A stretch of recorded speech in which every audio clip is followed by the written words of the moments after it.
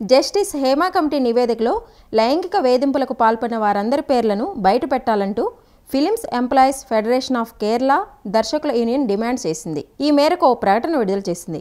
మలయాళ చిత్ర పరిశ్రమకు సంబంధించిన అమ్మా తర్వాత అంత పేరు పొందిన సంస్థ FEFK ప్రస్తుతం ఈ విషయం హైకోర్టులో ఉన్నందువల్ల దీనిపై ఎక్కువగా స్పందించాలి అనుకోవడం లేదు. ఇలాంటి ఘటనలకు పాల్పడిన వారి పేర్లను వెల్లడించాలి.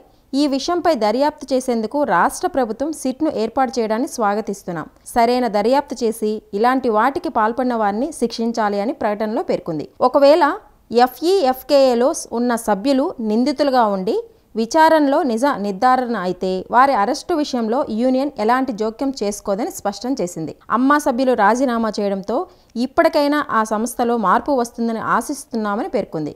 ఇక మరోవైపు జస్టిస్ హేమా కమిటీ నివేదికపై ఆట్టం దర్శకుడు ఆనంద్ ఇకర్షి రియాక్ట్ అయ్యారు.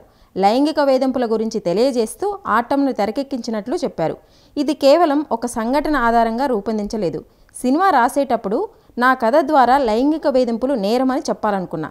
ఇది సినీ పరిశ్రమలో జరుగుతుందా మరెక్కడైనా జరుగుతుందా అని ఆలోచించలేదు. మహిళల కోసం సినిమా సెట్లు సురక్షితంగా ఉండేలా పటిష్ట చర్యలు తీసుకోవాలి. వ్యవస్థాగత మార్పులకు నిర్మాణ సంస్థలు తప్పనిసరిగా కృషి చేయాలని ఆనంద్ వ్యాఖ్యానించారు. ఆట్టం చిత్రం ఇటీవల 3 జాతీయ అవార్డులు సొంతం చేసుకున్న విషయం తెలిసిందే.